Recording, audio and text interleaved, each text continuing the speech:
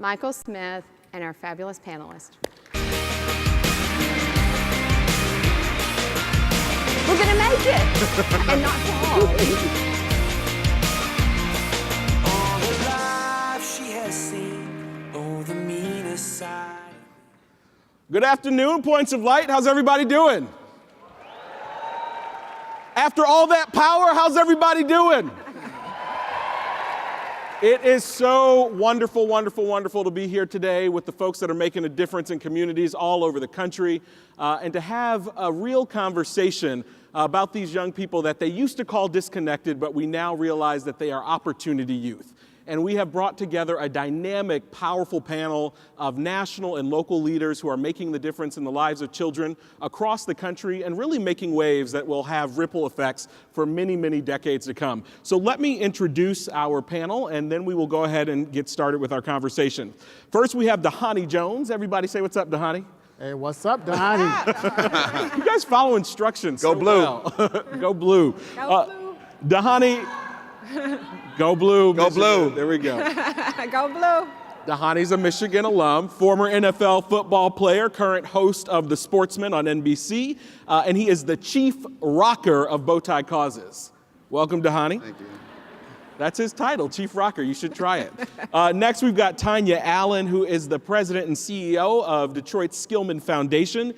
She also leads a couple national efforts that are working on this issue of boys and young men of color and expanding opportunity. Co-chair of the Executives Alliance for Boys and Young Men of Color, and the co-chair of one of my favorite initiatives in the country, My Brother's Keeper Detroit. Tanya Allen. Next to Tanya, you have heard from the pain to power, the dynamic minister Lorraine Jones, all the way from the UK Daily Point of Light, and founder of the Dwayne Simpson Foundation. Welcome, Lorraine. And not that we all aren't smart enough, we had to bring a PhD, so we've got Dr. Truman Hudson, who is a social economist, founder of Dex Design, the community manager for Be Me Detroit, and the Leo lecturer at the University of Michigan, Dearborn. Welcome, Dr. Hudson. Thank you. So let me set up this issue that we're going to talk about a little bit. So one, I think everybody in this crowd knows that we have nearly 7 million young people in this country that are not in school and not working between the ages of 16 to 24. Nearly 7 million young people in this country. Recipe for disaster. We also know that when it comes to boys and young men of color, sadly in this country, they've become a canary in the coal mine, and communities all across the country and have such challenges. I mean, you look at the fact that boys and young men of color, whether they're Black, tribal, Latino, are more likely to grow up in communities of concentrated poverty. We see at the earliest ages, while we can celebrate an 82% high school graduation rate in this country, we've got boys and young men of color that are graduating 50%. The President's Council on Economic Advisors released a report last year that showed if you were a little Black boy born 25 years ago, you have a 1 in 2 chance of being employed today. A 1 in 2 chance of being employed. That's due to early death, incarceration, or other disparities in education or employment. So America, this city where immigrants came here thinking, this country where immigrants came, that this could be a beacon on the hill where you could work hard and you could achieve your dreams. If we're not careful, we're going to lose sight of that great American value. So the conversation that we're going to have today is all about how we are changing that course, how we're investing in all of our young people, and how we're throwing open the doors of opportunity so we can benefit from their genius, so we can benefit from their talents, so we can benefit from the incredible young people that are all over the country in our communities. So let's get started with this discussion. Tanya, I want to start with you. The president launched My Brother's Keeper a little bit more than 2 years ago now. And there's a federal policy-making initiative. There's been incredible private sector action. But one of my favorite pieces is the My Brother's Keeper Community Challenge. And I know we've got some My Brother's Keeper Michigan leaders. Wave your hand, My Brother's Keeper Michigan leaders. And some My Brother's Keeper Michigan Vista members. Wave your hand, Vista members. Same people. So the president created this My Brother's Keeper Community Challenge, and we now have 250 My Brother's Keeper communities in all 50 states, 19 tribal nations, DC and Puerto Rico. And these communities are working on comprehensive cradle to college and career strategies, and one of our leading communities is right here in Detroit. So Tanya, you're one of the leaders of MBK Detroit. Tell us a little bit about how this work is structured and what have been some of your favorite moments so far since launching the initiative. Great. So in Detroit, we love young men of color. And so we love them so much that we're going to work on making sure that their outcomes are improved. And at the Skillman Foundation, we've been doing this for maybe about 6 or 7 years. And it was an effort we were pushing to try and create an audience and create momentum behind this initiative. But it wasn't until, quite honestly, the president decided to launch My Brother's Keeper that we were able to mobilize fully our community and to bring not only philanthropic, charitable support to the work, but to also bring systems work and a municipal lens to this work, because it has to be about providing programmatic support to these young men, but it's also about creating systems and changing those systems and structures that create barriers for them being successful. So some of my favorite things about our effort in Detroit is that, one, it's focused on making sure that every young man in the city of Detroit is attached meaningfully to the economy, because we need to make sure that they understand their value in the marketplace, not that they're a problem, but quite honestly, that they are a promise to our community. And some of the things that I love about our city that we've been able to accomplish is that, one, we've seen graduation rates go up for our boys and men of color in the city of Detroit by 20%, which is a big deal. And thank you. And the second thing is that we started a summer youth employment program. And when we first started it, we were cobbling together, I think, a good 1,200 jobs. And this year, we just broke 8,000 jobs. So 8,000 young people are going to be to work this summer. And then one of the last things that I really think is so cool about our work here is that we launched a social innovation challenge called My Brother's Keeper Detroit. And what we wanted to see was we wanted every person in our city, no matter if they were connected to a nonprofit or not, if they cared about young men of color, that they could present an idea and that idea would matter. And so we had over 500 people in our community submit applications. So Detroit rocks, even if you didn't know it. You can see why I love MBK Detroit. And I think the Grow Detroit's Young Talent Summer Program also led to a 25% reduction in violent crime. Is that right? That's exactly right. We've seen decreases in crime as well in our community. As long as young people know that they're cared about and that they have a way to connect to others and connect to a way of making money, then guess what? They actually do the same things that we want them to do. They become prosperous and productive in our society. And we believe every young person in this city, and quite honestly, across this country and in this world, deserves that opportunity. That's right. You know, one of the things I love about this work that's taking place is it's not about press releases, it's not about platitudes, it's not coming and patting kids on the back and sending them home. It's about getting to some of these systemic strategic issues. And so let me go to Dhani on that. So Dhani, you could be doing anything you want to right now. You had a successful NFL career, you're on TV, you don't have to be thinking about social entrepreneurship, but yet you founded Bowtie Cause. Tell us a little bit about that and why that's important to you. So Bowtie Cause started off because of one of my friends, and he said, if you want to be somebody, you got to rock a bow tie. And I kind of looked at him like many of you look at me today and saying, like, why is that guy up there with bow tie? And there's actually two now. And there's actually a couple other kids over there now with a bow tie. I didn't get the memo. I'm going to teach you how to tie the bow tie. And, you know, I didn't really pay too much attention to it. And then I found out that he had cancer, and I immediately went to go put on a bow tie. And I've been rocking a bow tie ever since, and he got better. And I've been telling his story since that moment. And most importantly, through Bowtie Cause, we've worked with over 200 different organizations, companies, and corporations to help them tell their story as well. And we sell bow ties to those organizations so they can help raise money and broadcast their message. But for us, it's really about youth and education. How many of you know what the largest living organism is in the entire world? It's the aspen tree. If you didn't give him a chance to answer that question. I know. Well, it's a rhetorical question. The largest living organism is an aspen tree, and it thrives and it lives and it breathes for one another. And in the same way that we hope to share the message of bow tie cause, and so that everybody that rocks a bow tie can understand their importance as well. And so we look at from that standpoint, where it's nonprofits helping nonprofits so that we can each grow together and that we can all live and work and support one another. So that's the power of bow tie cause and the great work that hopefully we continue to do. So let me, a quick follow-up to that. How do you inspire your fellow former athletes, your folks that have notable names to really give back and to think about some of the strategic work that's making a difference in communities? Well, I think it's all about being a good example. You know, I like to think I've been able to positively surround myself with incredible people, and the I is quickly replaced with a we. You know, in the same way that we operate on a football team, it's the same way that we operate in life and throughout business. And so we, through Bow Tie Cause, try to create that positive example. And then when I'm able to do some other projects, you also create that same community. And so when people approach and ask, how can I do more things, then I can point them towards others that too can support them. Awesome. Lorraine, let's go to you. First of all, amazing, amazing, passionate talk. I am so proud to know you and so grateful for your work.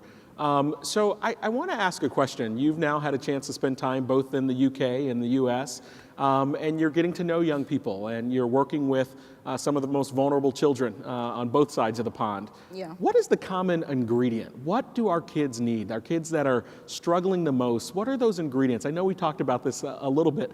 Often maybe not that complicated. What are the ingredients that these kids need to thrive? Well, the prime ingredient is love. Love. Love is the greatest power and the longest power in existence.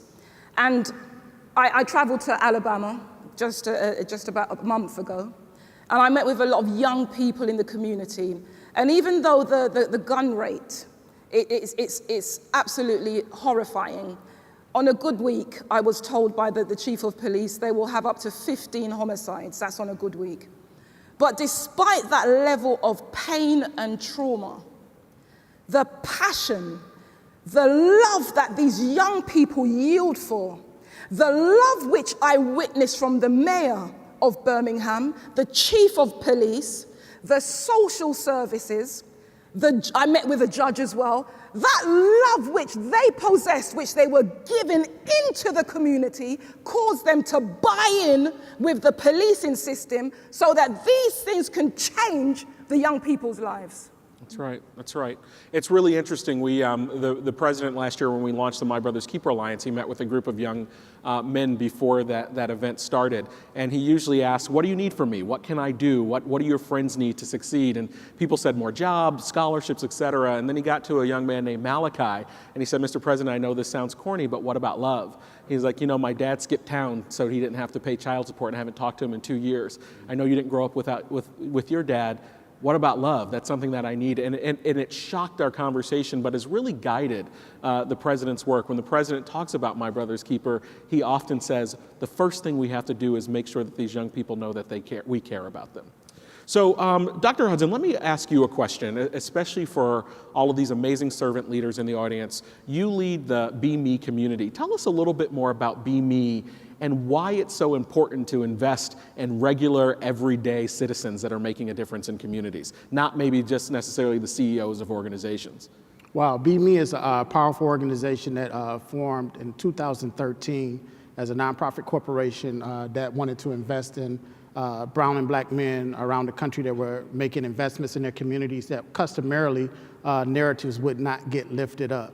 The great thing about the work that we do, we've invested in 165 men around the country, and based on that 165 men that range from your coaches to your mentors, your teachers, your ministers, even college-educated people, we found that those 165 men brought in 400,000 volunteers around the country to help leverage capital to bring in more resources to build more caring and prosperous communities around America.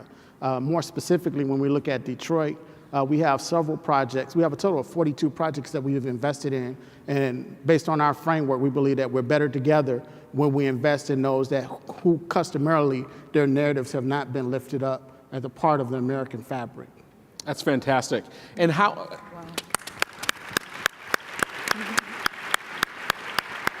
are you building this network? How are you, these folks don't have the same tools, the same resources. How are you strengthening this network of leaders across the country? Well, ironically, that's the deficit framework to believe that people don't have. Through the framework that we work with through Taking me to school on my own panel. Go ahead, I'll take it. That's okay, brother.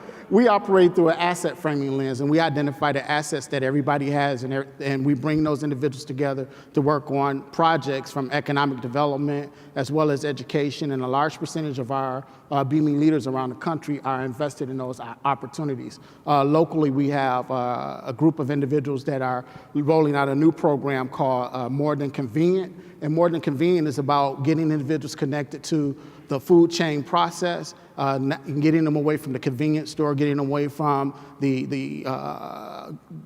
neighborhood gas stations, and putting them in spaces where they have clean, safe, and affordable food. But more importantly, training them to go into social entrepreneurship opportunities where they can open up their own retail outlets in Detroit. So that's just one of several programs that we're doing around the city, around the country. Phenomenal. Miami, Baltimore, Detroit, Philadelphia, Pittsburgh, Akron, Ohio, and soon to be Washington, D.C. Awesome, awesome.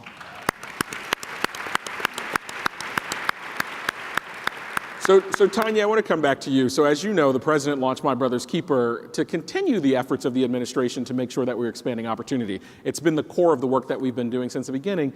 But after the verdict in the Trayvon Martin case, the president was concerned about the images and the feelings that young men of color were having, and also looking at these startling opportunity gaps. So if you look at why My Brother's Keeper was started, it's about addressing these persistent opportunity gaps that boys and young men of color are facing, but to make sure all young people can achieve their full potential. No matter how much I said that, if we opened up this audience for questions, someone would ask me, well, Michael, what about the girls? And so, Tanya, you get to answer that question. So you're a mom of 3 daughters, you run the Skillman Foundation, and you made some major changes. Why? Right. Well, I would say a couple things. One, not only am I a mother of 3 girls, I only have sisters and I only have nieces. So girls rock. But I'll tell you a couple things. The first thing I would say is that if my daughters who are African American and they so choose to want to marry an African American man, I want to make sure that there are African American men who are available to them. And if I had nephews who so chose to marry an African American man, I want African American men to be available to them too. And if you have nephews or nieces and you want them to marry an African American man, I want them to be available. But to be honest, the reason we came at this work is when we went into our neighborhoods and went into communities to talk to people and parents, what I heard over and over again from women, help us save our boys. Women knew that their boys were basically being systematically shut out of opportunities, and they wanted us to help them solve that problem. That's why the foundation took on this work. And we didn't take it on with a programmatic grant. We took it on by systematically changing the way we did business so that every grant we make to children or that focuses on children, that it has to serve at least half of the boys in that community. So making those changes that sets the tone and sets the differentiating impact is what we attempted to do. And then the last thing I would say is this. This is not about doing something at the exclusion of girls. This is really about us focusing on those young people who are the most vulnerable, and making sure that we're creating opportunities for them. And then the last thing I would say about that is that we are all very talented and capable people. Guess what? We can do more than one thing at a time. Let's work on the boys and let's also work on girls. And Michael, I'd like to add that in working with Skillman Foundation in their good neighborhood opportunities in Detroit, you see those connections through the whole community, and that's where Be Me comes in, and we've partnered with Skillman on some opportunities, more specifically in the Cody Rouge neighborhood in Detroit, where we put our arms around the entire community. While the emphasis was on brown and black boys, we saw that there was a need also to look at the whole community, from the church, the businesses, the schools, and more importantly, all of the community-based organizations that are on the ground where you get that 400,000 volunteers that Mr. Jones referenced to from Focus Hope. We see that in the Cody region, we see that in the other communities. And more importantly, it's inspired and led by black men in Detroit through Be Me. That's awesome. Tahani, let me ask you the last question before we run out of time. So, if you look at a lot of young men of color in this country, you would think, they want to be ballers, they want to be rappers, but we know the real money is behind the camera, behind the athlete. One, how do we encourage our young men of color and all young people to think about entrepreneurship, to think about becoming the behind the scenes folks? And then two, once we've encouraged them, how do we get rid of these structural barriers that are keeping them out of those rooms? I think number one, it has to come down to examples, positive examples. I always give the analogy of someone that lives on the first floor of a building in the middle of a city and they look up, they can only see so many stars because of lights, right? The lights blind you, you only see the brightest ones. But when you're on the 26th floor on the penthouse, you can see all the stars. And what I mean by that is oftentimes young people of color who come from disenfranchised backgrounds, they live on the bottom floor and they only can see the brightest ones. The brightest ones are in the entertainment world. And we saw an example last night in the BET Awards, Jesse Williams present a great acceptance speech. And he is but one bright light. And, obviously, Lonnie Ali talked today about LeBron James and him watching the videos of Muhammad Ali, and that's why they came back. He's another bright light. But there's a lot of other bright lights that need to show themselves, right? We're standing up here on stage, and I'm sure there's a myriad of other black men in the crowd that have done successful things. It's okay to speak up and speak out and be those positive examples so that those bright lights can shine through as well. And when they shine through and people ask you for help, accept that, help them, and utilize the relationship base. People always say your net worth is your network. And those that have those bright lights, that have those relationships, that have received an opportunity to work with a young person, need to be able to pass them to the next so that they too can get an opportunity to move ahead. Thanks so much for that, Tahani. What a better way to close than on the fact that we all can be an incredible point of light. And on behalf of the President of the United States, I just want to say thank you to all of you that are selflessly giving your time, your talents, and your treasure in communities to make sure that every kid has the opportunity to realize their full potential. And thank you to our dynamic panelists for the work that you do every day. God bless you all. Thank you.